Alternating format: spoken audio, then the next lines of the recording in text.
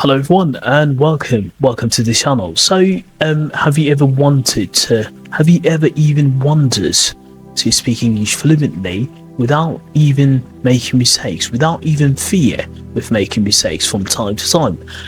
What I'm talking about, what I'm going to show you in a few couple of minutes is going to blow up your mind. And if you didn't already know, this video is going to be all about helping you to become a confident, a fluent English speaker. I'm going to show you exactly how to improve your English and how to level up your fluency step by step. Particularly speaking practice by just using your phone, okay? If you use your phone, there's a lot of different websites, a lot of different kind of hacks that will help you to speak English with confidence. Okay, so confidence is important, but in this trick you don't need confidence. I believe even if you're not confident enough, it's going to help you to build up your confidence. Okay, so what I'm going to show you, we're going to practice English speaking. 5 questions. The list of 5 questions, these are the everyday conversation questions by using ChatGPT to practice speaking practice. So now I'm going to use ChatGPT and let's see what ChatGPT have got for us today. Hello there. Hey there, how's it going? What's on your mind today?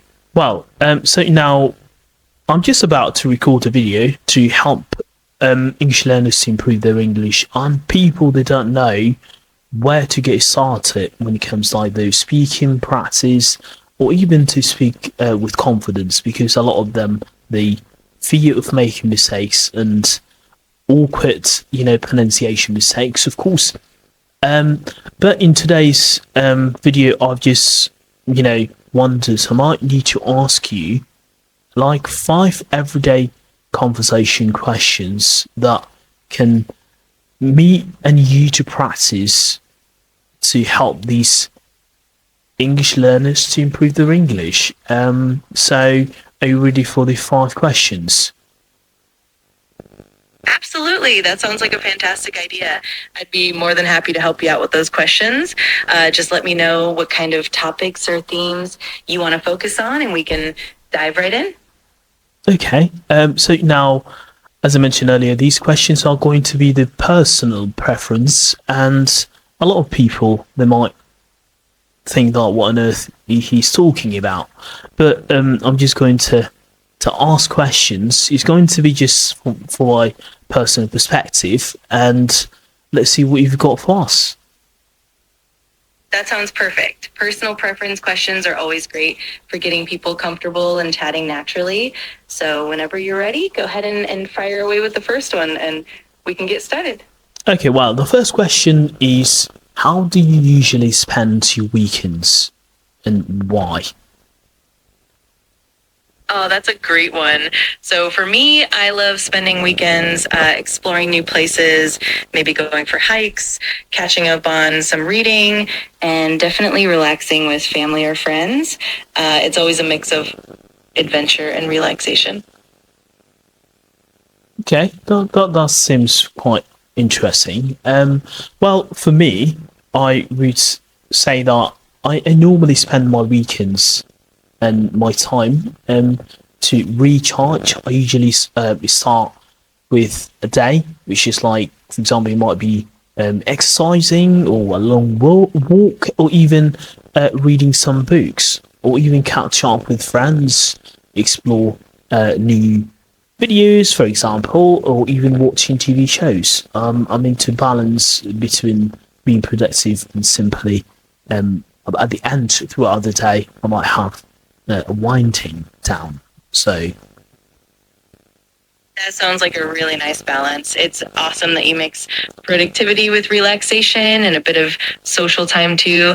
It definitely makes weekends feel well-rounded and refreshing. I love that approach.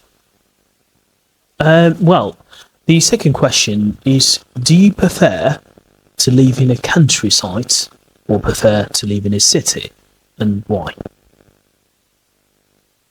Ooh, that's a great question. I think for me, I really love the peacefulness and the natural beauty of the countryside, but I also enjoy the convenience and the energy of the city. So I guess it depends on the phase of life I'm in. How about you? Well, for me, I actually, although I do appreciate the energy of the city life mostly, I'm more of a countryside person because the space of the countryside, there's something grounding about being surrounded by nature all about it. And it helps me to just slow down and think clearly, and of course, to be out of my comfort zone and to be more creative. I totally get that. There's definitely something special about the countryside that helps you unwind and find that clarity and creativity. It's such a nice balance to have, and it definitely enriches your perspective. It's awesome that you appreciate both sides. So, the third question is, can you describe your best friend? How, if someone, like, for example, if someone asks you, how would you describe your best friend or your best mate? Oh, I love that question. I'd say my best friend is someone who's incredibly supportive, super funny, and always there when you need them. They're kind, loyal, and just a great listener. Plus, we share a lot of common interests, so it always makes for fun and meaningful conversations. Well, for me, I would say my best, and if someone asks me how would I describe my best mate, I might say a person who truly and thoughtful and kind of making everyone feel comfortable.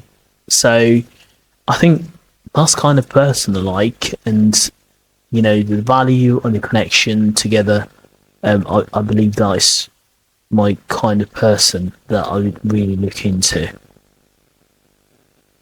That's really lovely. It's wonderful when a best friend can make everyone feel at ease and bring that thoughtful energy into the relationship.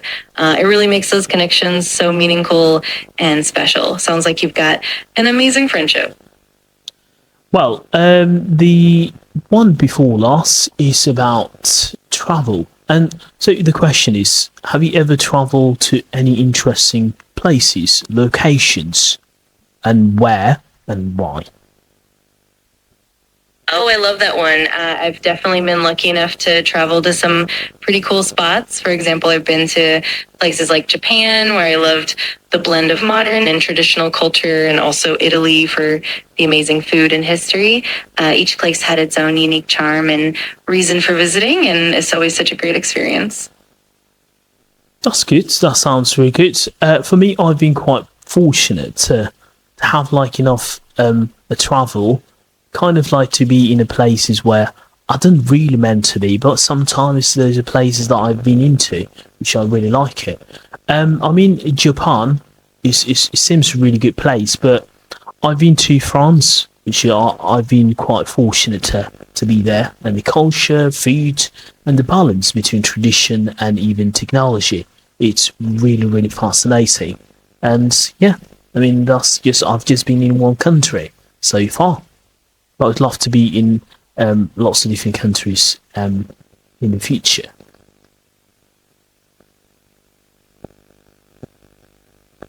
Absolutely. That sounds wonderful. France is such a beautiful and diverse place, and it definitely offers that wonderful blend of culture, cuisine, and history. And it's exciting that you're looking forward to exploring even more places in the future. There's so much out there to discover. And the last question is, do you like reading books? And why? Oh, definitely. I absolutely love reading books. It's such a great way to escape, learn new things, and dive into different worlds and perspectives. Plus, it's just a wonderful way to relax and unwind. How about you? Are you a big book lover as well?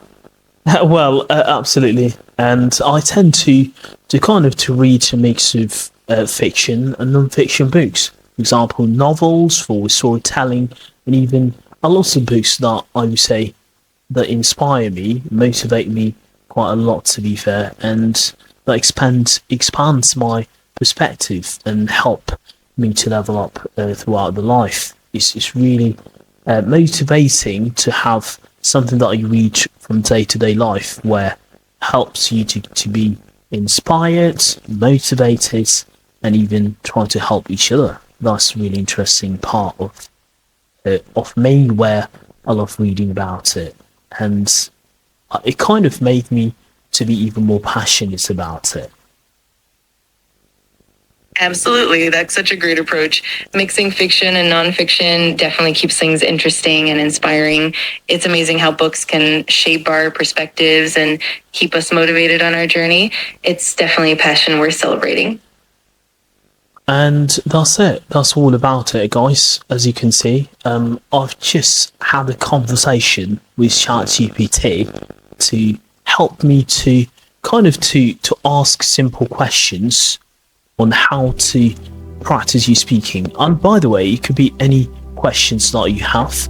You can ask ChatGPT, you can have a conversation with them.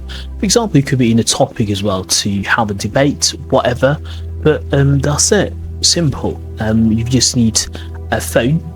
You need a phone, and you need, of course, internet. So, and of course, you need a website that you need to use in order to get into it. So yeah, I hope you found this video useful, and as always, if you like what you saw today, please let me know in the comments, and